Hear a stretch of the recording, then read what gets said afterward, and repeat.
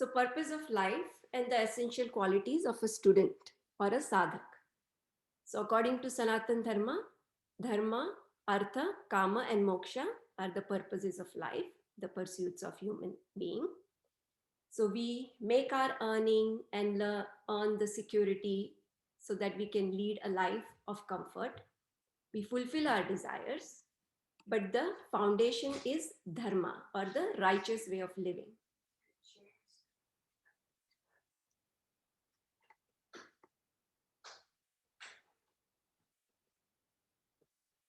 So with that, the ultimate goal is moksha, that is freedom from pain and suffering. So this is the verse that says what our purpose of life is and what are the essential qualities of a student. Ayu kamaya manena dharmartha sukha sadhanam ayurvedopadesheshu videya paramadaraha.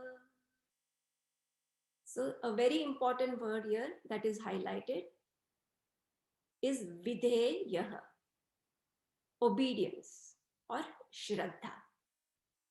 So the Acharya here is making a humble request to us as students that start the practices of Ayurveda that are recommended with lot of shraddha.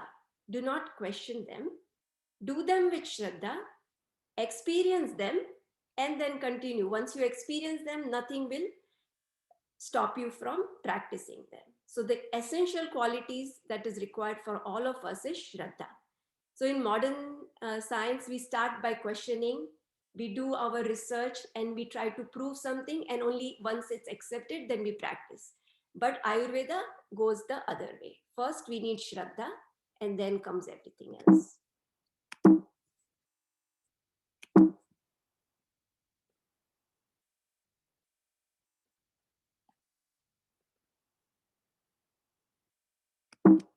So Tinabji, let me change the slides because I'm not able to change the slide. Am I not the host?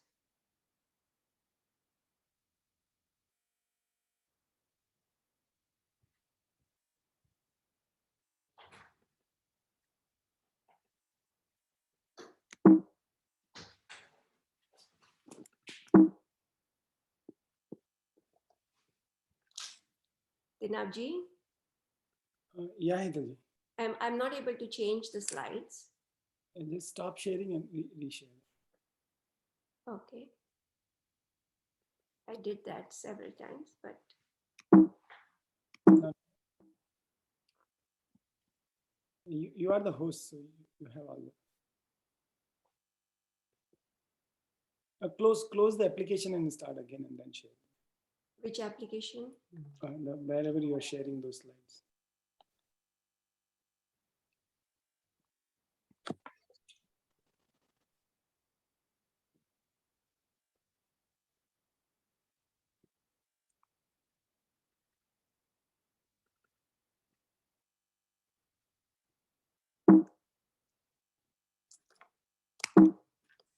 I'll go upstairs. Next exit full screen. Okay. Okay. Okay. Presentation mode में हैं आप वहाँ पे. Okay. Yeah, I should be. Don't go to it. Okay, I won't go to the present. So that brings us to our next slide. And here again, that is reiterated that if we have any loans, we must pay back.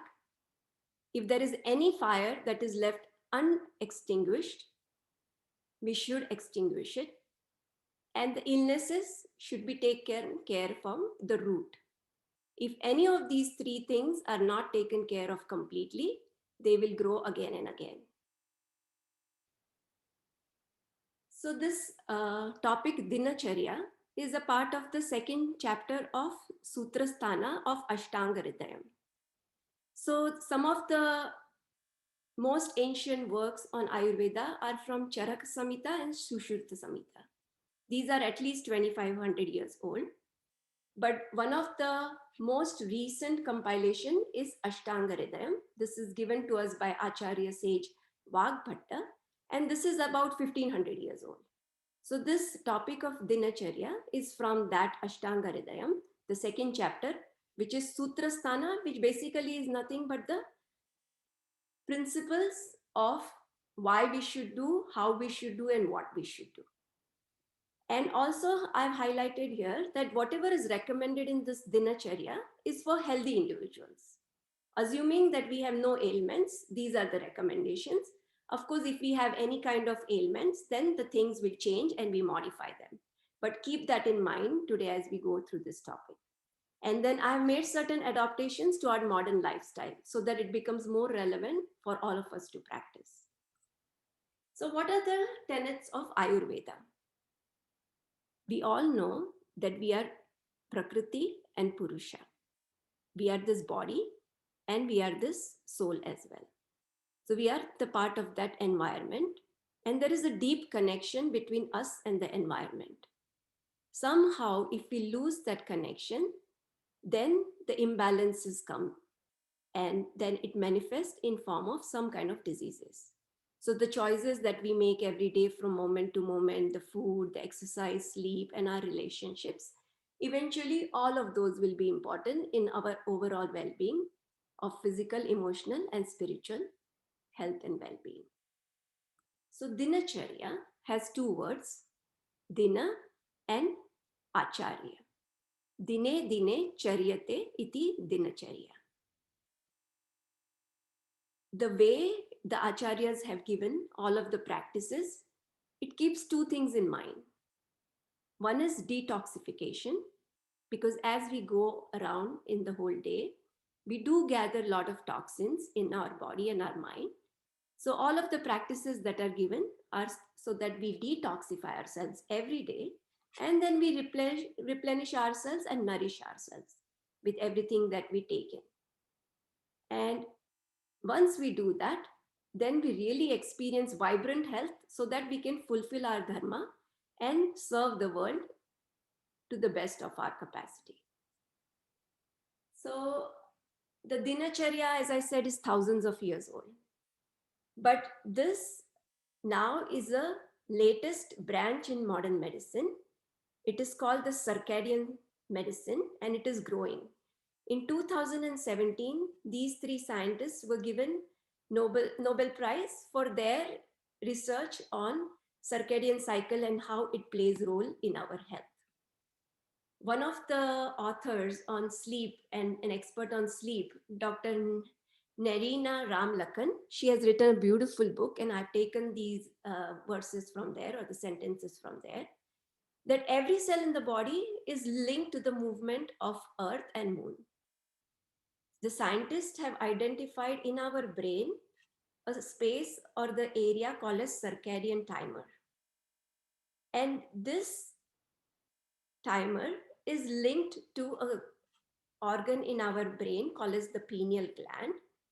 The signals from the eyes, according to the amount of light that goes in, they get from the eyes to the pineal gland to the circadian timer, and every cell of our body adjusts its function according to that light and the information it gets.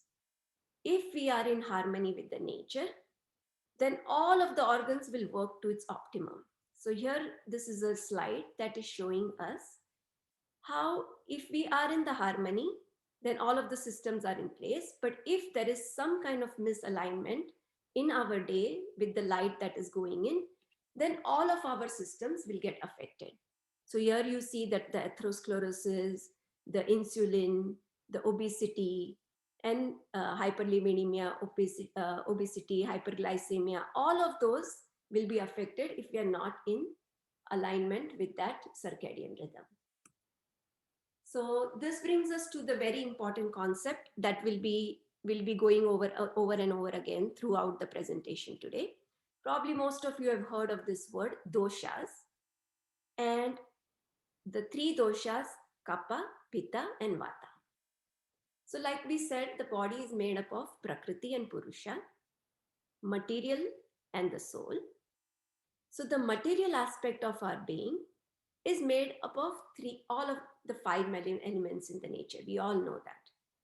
The ether, the air, the fire, the water, and the earth.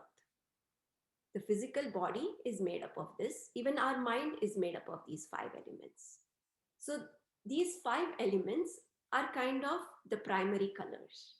And then you can have different permutation and combination and have thousands of shades of all of this in all of us manifested in different quantity and quality. So when we put the two elements of ether and fire together, it brings in the quality of vata dosha. The water and the fire put together makes the pitta dosha, and the earth and the water element put together makes the kapha dosha. Now, all the three doshas have different functions. They're all important. Not one is better than the other. They all need to work in a perfect balance. So the vata dosha's function is movement of energy, enthusiasm, reflection, analysis. This is the function of vata dosha. The function of pitta dosha is transformation or digestion. The function of kapha dosha is giving stability, form, and shape to the body and immunity. So all of these three are required, but they are in different quantity in all of the different aspects of our being. So body has all three. The top portion, sort of top 1/3, predominantly has kapha dosha. The middle 1/3 of the body predominantly has pitta dosha, and the bottom 1/3 of the body predominantly has vata dosha. Our life also has three stages. In the childhood, predominantly we have kapha dosha. In the middle age, pitta dosha, and in the old age, we have vata dosha. The digestion also goes through three stages. The first 1/3 of our digestion is kapha quality.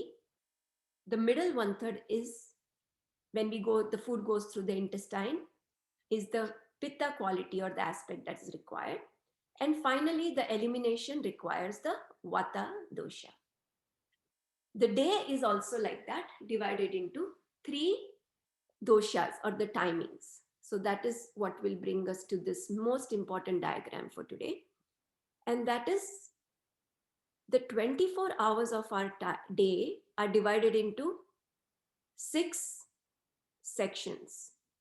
From 2 a.m. to 6 a.m., predominantly there is vata dosha, which means there is movement, there is reflection, there is analysis. Then from the 6 a.m. to 10 a.m. is the kapha predominant time. Then afternoon time, the 10 a.m. to 2 p.m. predominantly is pitta time. And again, that cycle repeats. 2 p.m. to 6 p.m. is vata, 6 p.m. to 10 p.m. is kapha, and then the midnight portion, 10 a.m. to 2 a.m. is the pitta. So that is going to be our understanding of why we do what we do throughout the day. And again, the scientists and the modern science has also come up with the same conclusion. And so this is from our recent research that our hormones, our temperature, our blood pressure, and all of those are also connected to the sun, moon, and to the entire nature.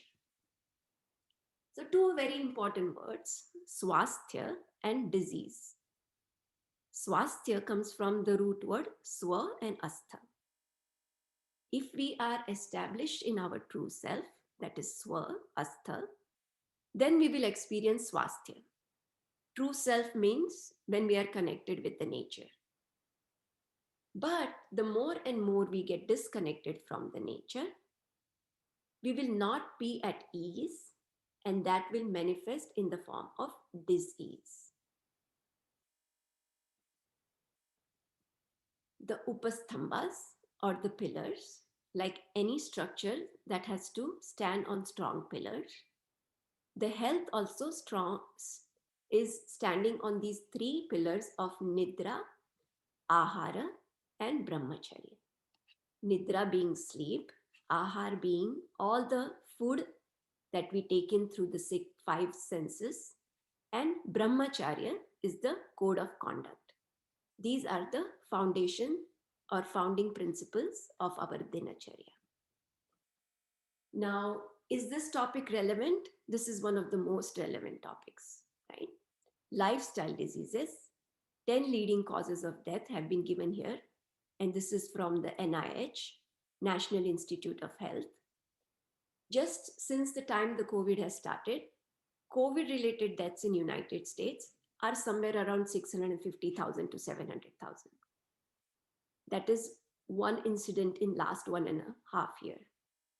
But heart-related diseases and deaths have been 650,000 every year for decades now, and they're growing. And then you see the other causes, leading causes of lifestyle-related diseases. Number one killer, like we said, is heart disease. Every 35 seconds, someone in United States dies of heart disease. And that means every 4 seconds, every 1 in 4 death is from heart disease. And the cost it incurs to us, which we could spend on something more important and meaningful, is spent in taking care of these heart-related or lifestyle diseases. Obesity, which is the root cause of a lot of lifestyle diseases.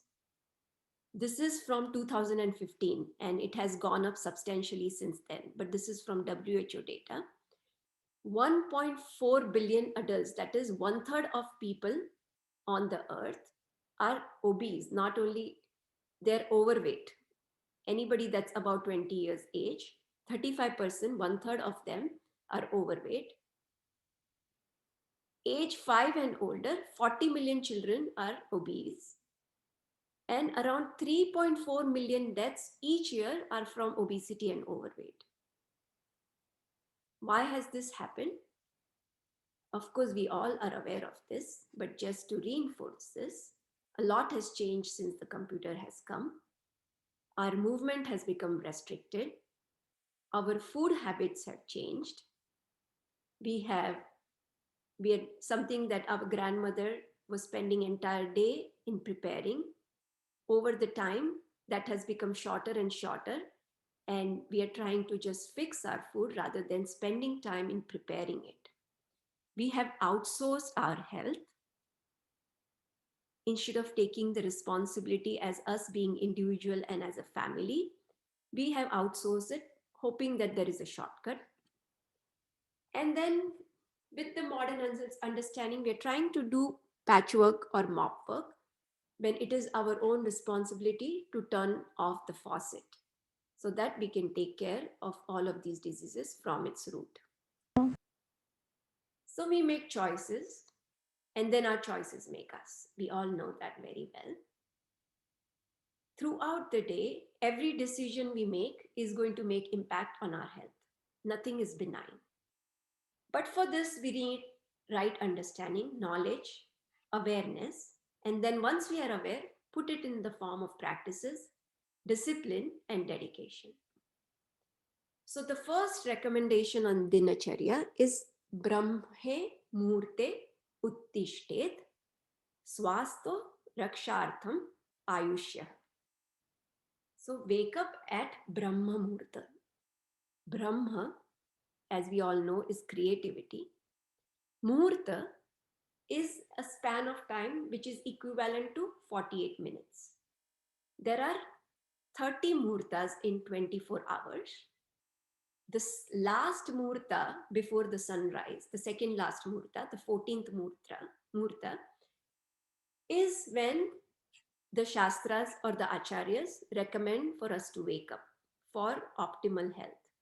And this sometimes differs, but it's somewhere between 4:30 and 5:30 a.m. And this verse is saying that if we want to live a long and healthy life, this is very, very important. And why? Because we just talked about the Vata, Pitta, and the Kapha dosha. This is the time of the day when Vata dosha is predominant, which means it is going to aid in our movement, wake up with enthusiasm. The body is already flexible. It is ready for movement because Vata dosha, like we said, it aids movements. It will aid in function of the organs and also elimination, which is an extremely important part of our morning routine. So we can, if we are in harmony with this Vata dosha, the body will already be prepared naturally to do what it is supposed to do, and there will be no resistance from our body. Again, we looked at that clock, which also says the hormones will, this is the time when the hormones are also optimally secreted. So that is why the Shastra says, Brahma Murte, we have to wake up. If we don't wake up and goes beyond 6 a.m., we saw that beyond 6 a.m., the Kapha dosha is already predominant, which means the Tamoguna or the dullness, heaviness, lethargy sets in. And then it goes against the nature and it becomes more difficult for us to wake up. And then the bowels also are sluggish under the influence of Kapha dosha, and the elimination process somewhere or the other gets hampered.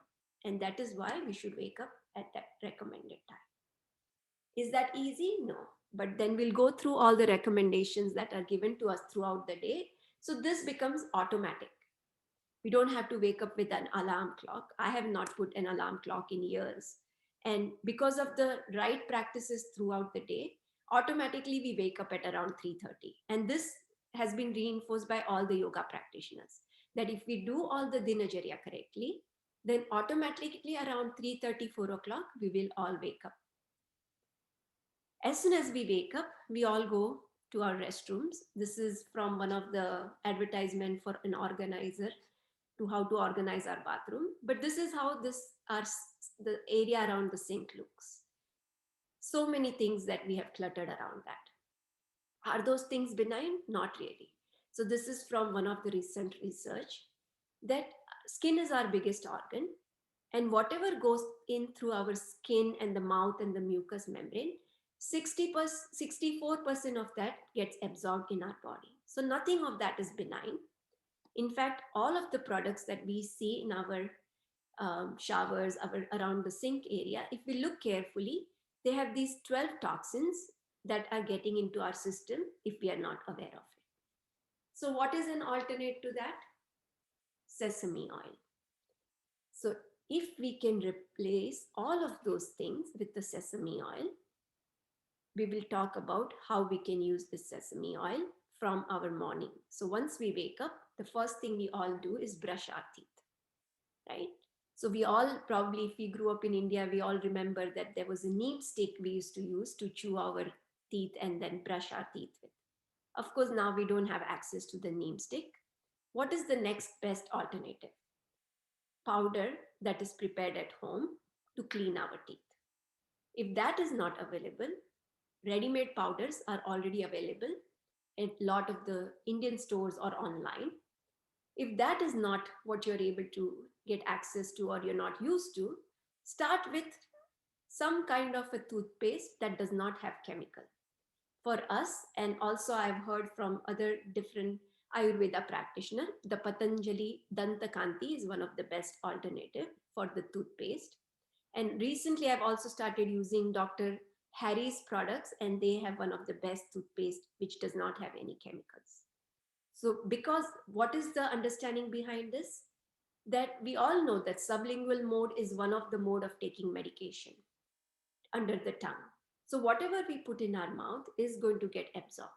So choose the toothpaste that does not have chemicals. And then we all know when we have toothache, clove can be used. So these toothpaste that have essential oils is what we are looking for. How often should we brush our teeth? At least morning and night, we all know that.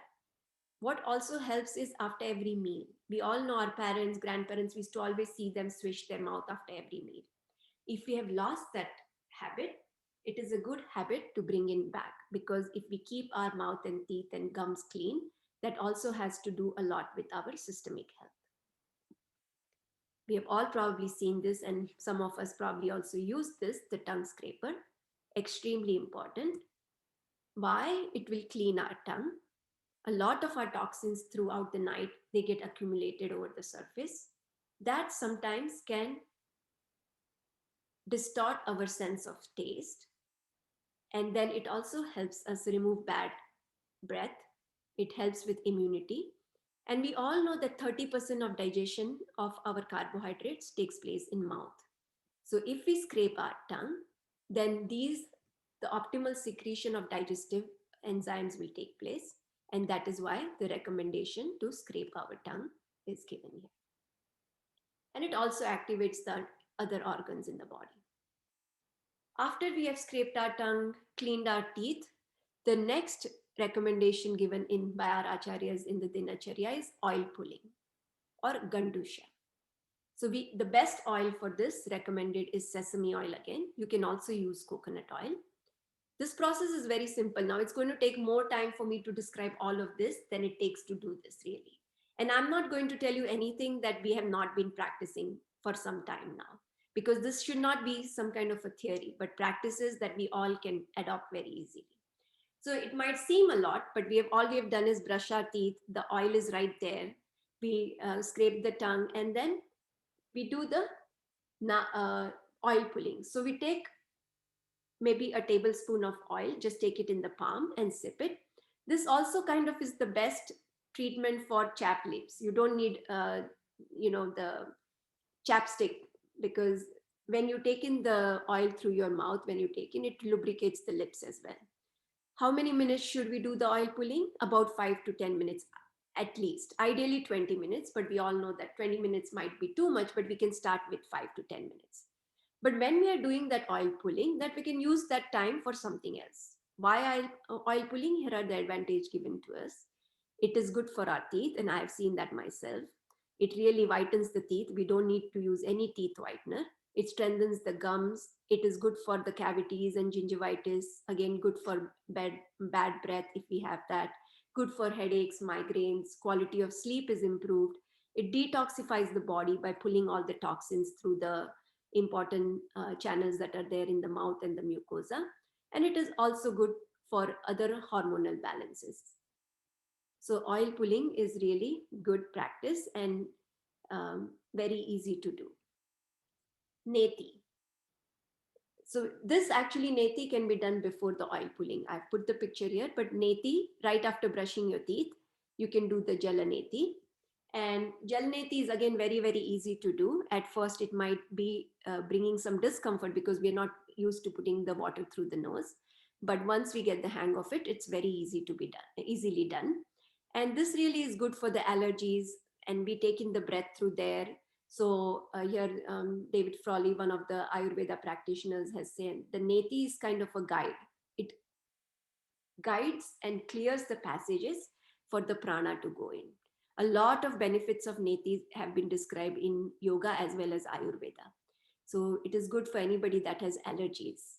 And this, right, like brushing our teeth, becomes a habit once we do it every single day. It takes less than a minute to do. You can just use simple water, and you can put a pinch of non-iodized salt and put the water through one nostril and take it out through the other. As soon as you do the neti, you can do nasya, the sesame oil that is there. You can just take it with the little finger and put it through the nostrils, so that way the nasal passages stay lubricated. Once we have done that, we have done toothbrushing, we have done the neti, we have done the nasya, and we have done the oil pulling. While we are doing the pulling of the oil in our mouth, what we can do is those 5 to 10 minutes can be best utilized for abhyanga. Abhyanga means self-massage. This is the practice that is recommended by all the yoga acharyas as well. It is recommended in Ayurveda, but Krishnamacharya, who is also a grandfather of modern yoga, he really stressed on this important practice. If we are doing asana practice, that brings in a lot of vata dosha. So that we balance that vata dosha, this is extremely important. Again, very simple. We don't need any fancy oils. Sesame oil is the best oil for abhyanga. We can start from head to the toe. And if you don't want to do head massage every day with the oil, just take 2 to 3 drops and massage your scalp. And then all around the forehead, the center of the head, and then strokes around the face, the ears, and then the feet. So if you don't want to do the entire body, you think, okay, this is too much. Then also in the Dinacharya chapter, it has stressed that at least 3 areas you should do the massage with: the head, the ears, and your feet. The feet, as we all know, have lot of important acupressure and acupuncture points, which are connected to the entire body and the organs. So this self abhyanga practice again has a lot of advantages. So from today's practice, today's talk, if you want to adopt one practice, I would say start with this self abhyanga. And you will see you will not need to use any moisturizers. Really, you would not have to use any of the chemicals. And some of us women, we do manicure, pedicure. If we do this self abhyanga and put a lot of sesame oil on our feet and hands, it is an awesome way to keep our hand and feet healthy, and no cracks will appear if we do this every single day. So again, a lot of advantages have been listed in the Ashtanga Hridayam. It nourishes the skin, it tonifies all of the tissues, the muscles and the nerves, the lymphatic system. It aids in a healthy sleep. It has anti-aging effect, helps in circulation, stimulates the internal organs, and it also helps with elimination. So if we have constipation, this self abhyanga is also a good practice to do it. As we are doing the swishing of the oil in the mouth and as we are doing the massage, this is a good time for self analysis and reflection. This is also again a very, very good and important practice, so that we start our day with a positive note and understanding. This is the time to chant our shlokas. This is the time also to understand what we did the previous day, what worked for me, what did not work for me. Did I eat right? Did I do my exercise? How was my code of conduct? How was my sleep? And then once we do that analysis, it is time for taking those course correction or rectifying whatever we did not do right that day. So this again is a practice that is recommended with the abhyang. Once we have done the swishing, we have done the massage, we have done the self-analysis, that same oil that is already there in the mouth, we can take our finger and massage our gums. There is in fact a study done that the gum health is directly also related to our heart health. So just, it might not even take 10 seconds, 20 seconds. The oil is already there, massaging our gums, because this will help keep those bacteria away also and keep our gum and teeth healthy, and also improve with circulation and our immune system. After we have done that, all of that will not take us more than 10 to 15 minutes. If we wake up at Brahma Muhurta, it gives us 2 to 3 hours before our kids wake up for this important self-care routine. So after we have done that, Ushapana, drinking warm water with lime or lemon squeezed in it. About 1 liter of water is recommended. Some, depending on what we are reading, 1 liter to 650 ml. A tall glass of water at least to start with. Just squeeze in fresh lime or lemon. And this is really going to help with elimination, which is very, very vital for our health. It also helps with weight loss. The vitamin C that is there has an anti-inflammatory effect, and it also helps with the immune system and helps with our skin and complexion. And it is good for the liver as well. This is recommended again in all the yoga practices as well. The water that we are going to use for this morning whole glass of water, you can store it in the copper vessel in the night. When we store it overnight in the copper vessel, the molecules, their coherence changes. And this is the best water for us to use. So you can set the water, that water becomes cold, and then you can warm it up. And once it's lukewarm, you can squeeze lemon lime and drink that warm water. After we have done this, elimination. This is an extremely important aspect of our health. 1 to 3 bowel movements per day are considered healthy. Elimination, if it's not happening, it means there is some kind of vata imbalance. How can we rectify this vata imbalance? Of course, each individual will have to be closely analyzed, but overall general idea, somewhere the food is not right. Maybe the quantity of water we are drinking is not right. And maybe we need to take in some healthy oils so that this vata imbalance is corrected. Triphala, which is the combination of three fruits, is also an recommended remedy for this constipation. How common is the constipation? 16 out of 100 adults have constipation. And as we get older, this number goes up if we don't take care of it. 33% of the adults at 60 and above have constipation. Again, you can read more on this. I have put the link here. You can go and read on those details. Squatting, we all know, is the best way to sit. Our modern toilets are not equipped with that, but we can adopt by just taking a simple stool. And there is a science behind it. In fact, there was a study done in Stanford University that when we sit in the squatting position, there is a muscle called as puborectalis. That muscle relaxes, and this is the best position for us for elimination. If we sit on the normal toilet seat, that somehow forces us or brings in the forceful pushing, which eventually can lead to hemorrhoids, diverticulosis, and constipation.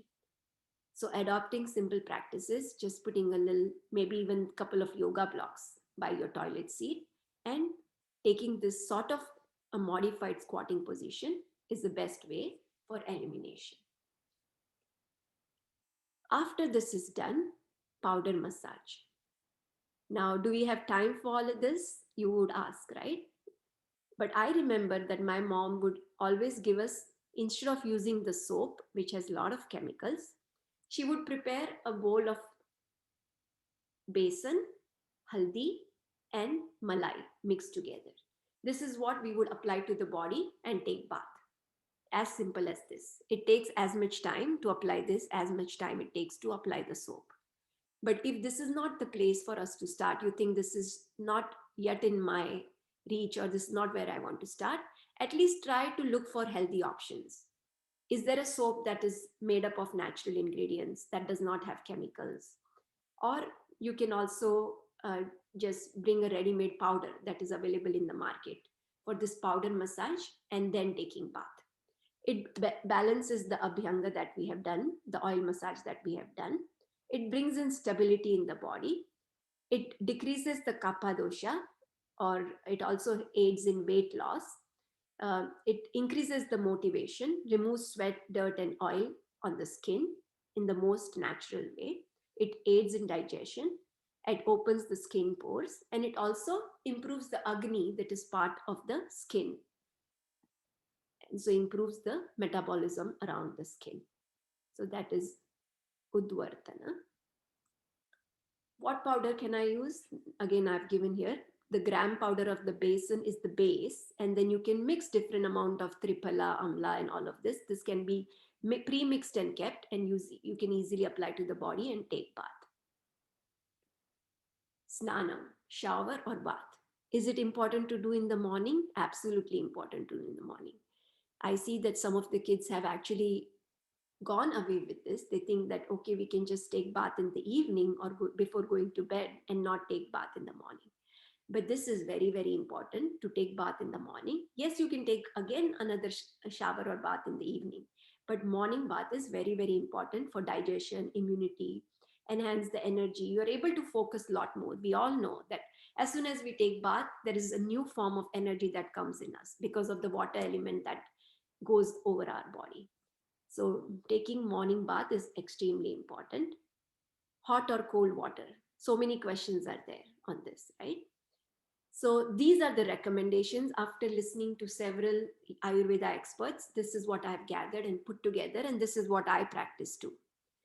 Cold water over the head, warm water, lukewarm water over your body.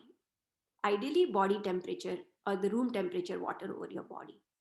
The head and the neck all and the face region are extremely sensitive. We have all our sense organs there.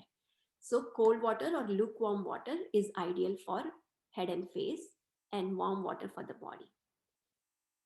Hot summers, we can use cold water. In winter, we can use warm water. In the morning, we can use cold water. In the evening, we can use warm water. and avoid eating meals right after what bath is again a very important recommendation. Eye wash, just splashing our eyes with cold water. With the amount of abuse we do with our eyes, this is like a soothing practice. It takes only a couple of seconds to just splash your eyes with cold water and then apply kajal. I have not adopted this practice yet, but this is my next step that I want to take. And again, very easy way to make kajal naturally at home. You take the castor oil diya, put a plate over there. The soot that accumulates that there on the plate, you can use that as a kajal, or you can do a ghee diya, collect the soot over the plate and collect that and use that as a kajal. Again, lot of that then itself is a whole topic. Each of these are in itself a whole topic, but I just want to present overall ideas. After we have taken bath, important suvesha, wearing clothes that are not very synthetic, that are made up of natural fabric or fiber, that helps us breathe through our skin, that are not very tight, not no tight belts or jeans. Why? Because our diaphragm is where we want to breathe through. So if we wear something very tight around our abdominal area, our breathing, which is extremely crucial, is somewhere or the other going to get affected, and we will not do diaphragmatic breathing. So here I've attached the link. You can read about the studies about how we should not wear tight clothing. This is also given in the Shastra or in the Ashtanga Hridayam. Vyayama. This brings a Vyayam. This brings us to the very important topic also. This is not given in the Upasthambas, the pillars, because in those days, the Vyayam was already incorporated in our daily activity. There was a lot of physical exertion that was already happening. That's why the exercise is not given. But in Ashtanga Hridayam, exercise has been given. Of course, we all know it brings lightness in body. It aids us in optimally doing what we need to do throughout the day. It enhances our immunity. It enhances our elimination and also our Jatharagni and the digestive process. Which type of Vyayam? Walking is good. Gym versus yoga. Again, lot of discussion can happen, but I will bring our attention to yoga. Asanas, when done only for the physical body, they bring in strength, flexibility, endurance, and balance. Those four aspects are extremely important for our physical health. All of those can be optimally brought about by asana practice itself. 30 minutes of practice every day. Again, we all know asanas are not only for the physical body, they are also for the whole of the physiology. So, asanena rajohanti. When we do asana practice, the rajas or the agitation of the body and the mind comes down. Pranayam, which is an integral part of asana practice, the whole of the physiology of your body changes. The pranayam practice removes the tamas or the dullness or the heaviness. And when we do the asana and pranayam, it prepares us for meditation. Meditation is like an appointment with ourselves. It enhances sattva, which is clarity, purity, and self-awareness. So this is the important part of our daily routine. 1 hour if we spend in asana, pranayam, and meditation. That Sorry, 27. No, you click on it and it's on no time. 8:27. so request you to mute. I think someone was there. Satyananda antaratah vidyate. Once we do meditation, then we connect ourselves to our true nature or true being, and we can experience the joy, which will remind us to do that over and over again. So that is all done. Our morning practice is done. All of those rituals are done. Then we go about our day. We finish our morning routine. Whatever work needs to be done, we do that. Pitta dosha or the pitta energy, 10 a.m. to 2 p.m. This is the time when we take the largest meal. Why? Because this is the time when the pitta energy, which is the transformation or the digestive energy, is to its peak. It aids in digestion. So our heaviest meal in the day should be during the lunchtime. Now, again, we are not at home, so we can adopt this. I can talk about this adaptation later on, but this is what is recommended. And all 6 days should be there in our meals. Now, the food or ahar itself is a separate topic. We have it on the Om Ashram website. We had done a 2-hour workshop on that. But I'll just briefly summarize. The food should have all 6 tastes: sweet, sour, salty, pungent, bitter, and astringent. After the food is taken, we take a relax ourselves, not right away go into heavy activities, physical activities, and also we can go for a short walk after the meal is taken. That is the afternoon pitta. Ahar. 2 words for ahar. What kind of food we should take? Satvik bhojan, which is pure, clean, and easy to digest food in the right quantity, that is mittahar. So satvik and mittahar, this is the quality of food we are looking for. How frequently should we take it? The rule is don't take the next meal before the previous meal is digested. So listen to your body. It's different for everybody. But overall rule, if we are less than 40, 2 meals a day, above 40, 1 meal a day. Other meal can be fruits, but one big cooked meal in a day is the recommended frequency. The last meal of the day should not be any later than 3 hours. So eating the last meal of the day at least 3 hours before going to bed is recommended. The food should be freshly prepared with lot of love and care. And then we sit as a family, offer our prayers, chant the bhojan mantra, say the prayers of gratitude, and then eat the food. So here is the table of sattvic, rajasic, and tamasic food given. You can go through this later. We will share the slides with you. Hunger is a signal that we should go with, not to eat before we are hungry. Avoid munching. Avoid taking too many frequent meals. Don't eat unless you're really hungry, is again stressed on.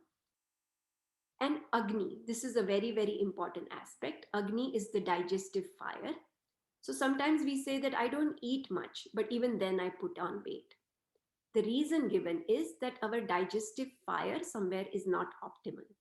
How can I enhance Agni? Again, that itself is a big topic, but 2 important practices for Agni is physical asanas, pranayam, that practice, and self-massage. These are the 2 remedies to rectify that Agni if it's not optimal.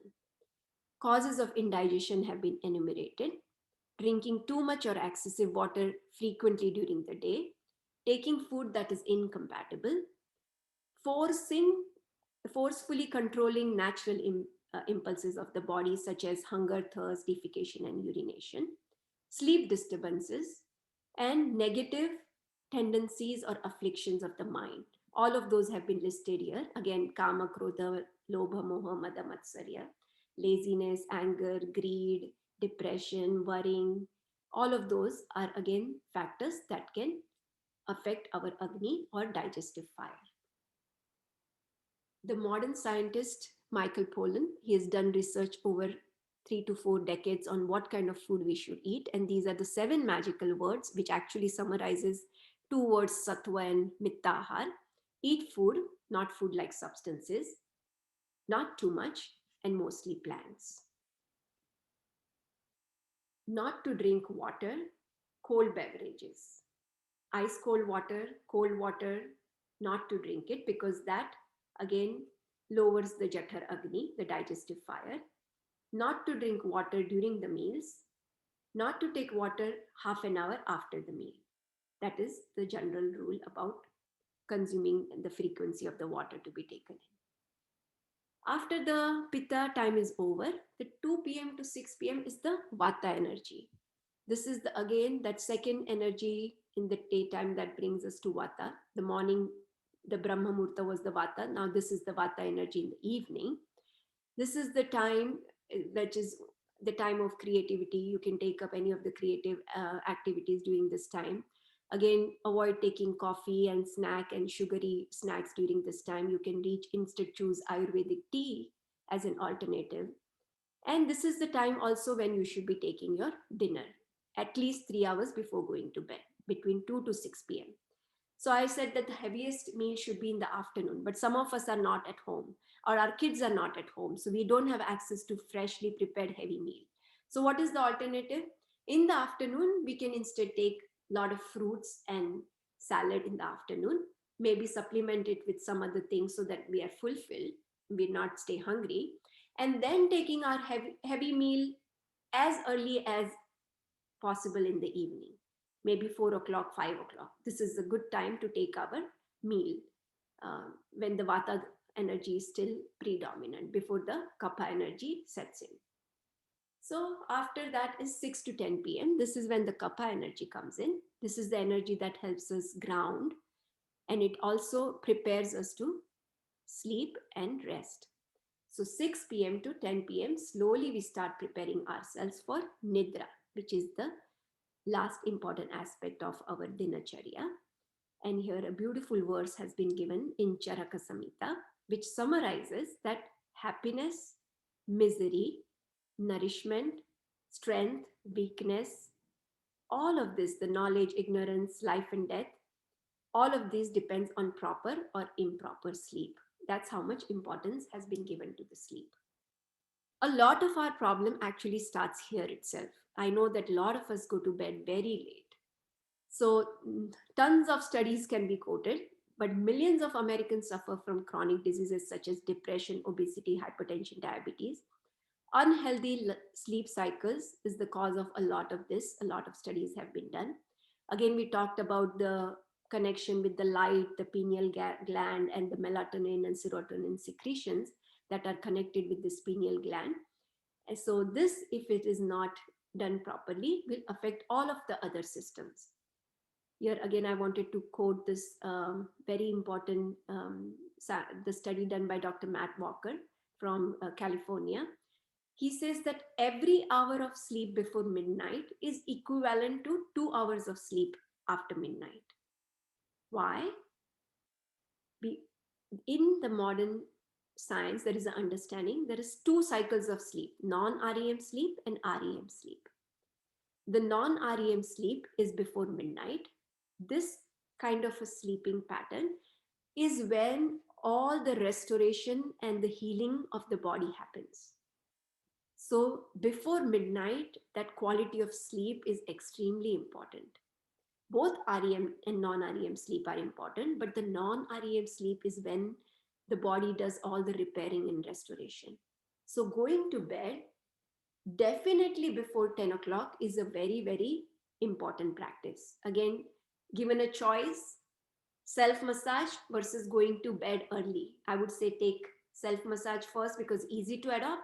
And then the next best practice to be striving towards is going to bed by before 10 o'clock. If we are not in bed before 10 o'clock, Pitta energy comes in. Pitta is transformation, digestion. Sort of a second wind comes in and we become hungry. And then we reach out for a snack, which again brings in unhealthy practices. So extremely important, slowly to prepare, shut off all our devices, make the room dark, take some chanting, read something inspiring, journaling, gratitude. All of those are important practices to be taken up so that we build healthy sleep hygiene and go to bed before 10 o'clock. Again, remedies for insomnia, oil massage, head massage, enjoying the comforting embrace of loved ones. These are all recommended and given in Ashtanga Hridayam. Harboring the feeling of satisfaction, gratitude, and resorting to the things that bring comfort, visualizing or reading something that brings in tranquility. These are the practices given to us in Ayurveda. Sleeping late in the night brings in Vata dosha, leads to dryness. Dryness is related to immunity. Kapha dosha brings in immunity. So it's important to sleep before 10. And like Mamtaji said, make small changes. A lot has been presented today. take one or two aspects, stick with it for a week or two. Once it becomes part of you, take up another practice till you can slowly change this over maybe weeks, months, or years. Triphala, again, this can be taken half a spoon, teaspoon before going to bed. We have already talked about the advantages of doing that. Last two important points before I conclude my talk. This in itself is a separate talk. Vegas means natural urges. So Ayurveda says there are two kind of natural urges, Dharaniya Veda and Adharaniya Veda. Adharaniya Veda is something that we should not suppress, not to induce or not to suppress the natural urges. And Dharaniya Veda are the urges we should suppress. So what are the Dharaniya Vedas? The raga, the greed, anger, jealousy, all of those are to be suppressed. This table summarizes those. But something that is natural, the urination, all of those natural signals we are given on the right side are not to be suppressed because they will hamper the physiology of our being. And after that, the brahmacharya, again, that's a whole big topic, but code of conduct. But I have summarized it in one verse here. The Acharya goes on to give the whole list. I have given this list. I've put this link in the end somewhere. Ashtanga Hridayam, the second chapter. You can go through that in details, but it has given all the code of conducts. So I don't want to go there, but I've summarized here. He who indulges daily in healthy food and activities, who discriminates the good and bad of everything, and then acts wisely, who is not attached too much to the objects of senses, who develops the habit of charity, of considering all equal, of truthfulness and pardoning, and keeping the company of good person, only becomes free of all the disease. So much was thought by our acharyas. They did not leave any aspect of our day untouched because the health and wellness was so important for them. So, like I said, get started slowly and then adopt them and till they all become part of your being. Ati sarvatra vartate. Don't take one aspect and give too much importance to it. Take everything in its holistic understanding. Not one is more important than the other. So don't take it out of context and apply it, but take it all and understand it as a whole thing and then adopt it. And then there is all the important links given in the end. But that concludes our talk. A lot was given there. It was sort of a marathon, but I will conclude here. So before we go to our practice of asana and pranayam, maybe a couple of questions and then we can start the practice. Where can we find the slides? All the ones that if you have registered for your workshop, we will email you the slides, but they will be on the Om Ashram website also. Do we drink lemon water before or after yoga? Before elimination, right? After our massage and all that is done, before the yoga practice. You can put your questions in the chat if you have any questions.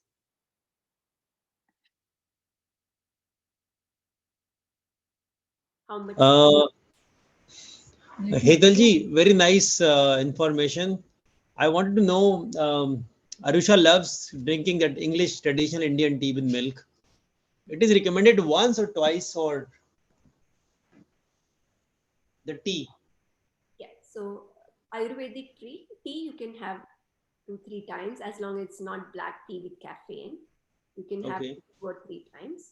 Milk is a different topic. I would say, Amitesh ji, please go and listen to the workshop on food that we had done. So I will not address that here, but I can talk to you offline on that. I would recommend to stay away from the dairy products. And there is a whole explanation behind that. Does it include milk also? Yes. Okay. Dhanyavad. How can we join yoga classes? Again, omashram.org. We'll share the link with everybody. If you're not registered, please go ahead and register, and then we'll share all of those links with you. Are we supposed to shower right after massaging ourselves with oil? So recommended time is give at least 30 minutes between massage and shower.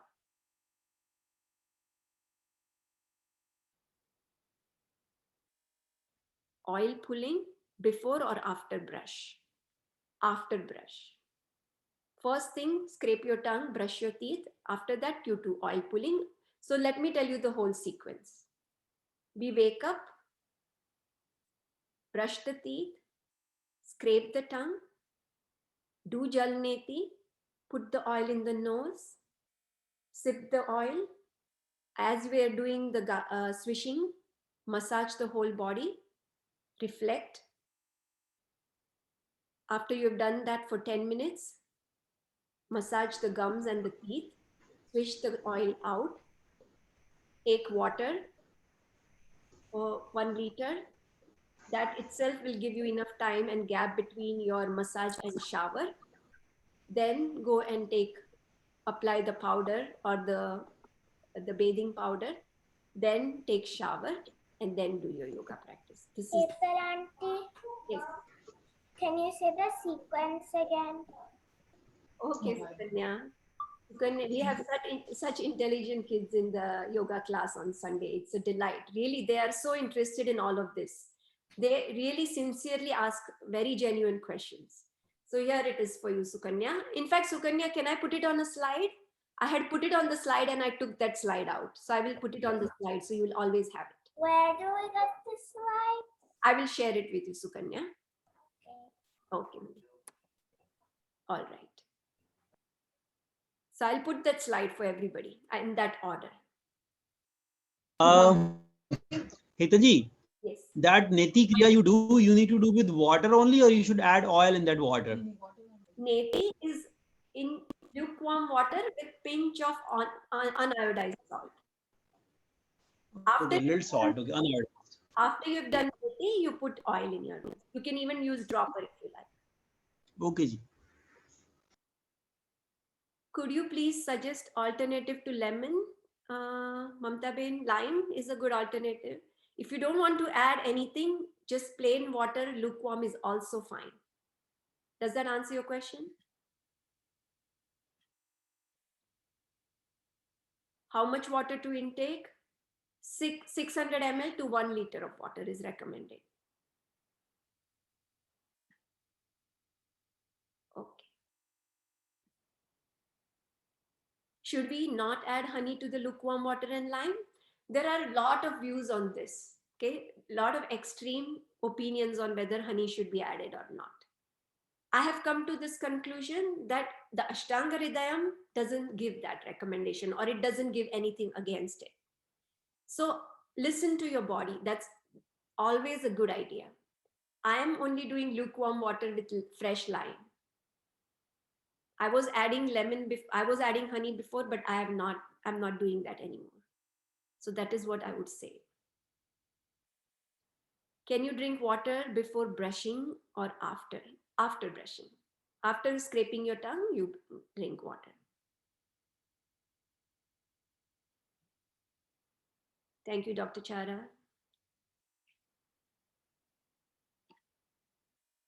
I know I put in a lot. Sometimes I want to give everything in one session because I don't know if I'll get hold of everybody again. But this topic is very, very dear as a yoga practitioner, as anybody, right? Even if we are not doing yoga. These are not something that are to be taken lightly. If we do not take time out for our wellness, sooner or later, we will have to take time out for our illness. It's only wisdom to take time out for wellness. If we wake up at 4:30, there is no way we don't have time for self-care for 2 hours before kids wake up. We have the most precious time in the morning, 2 hours, right?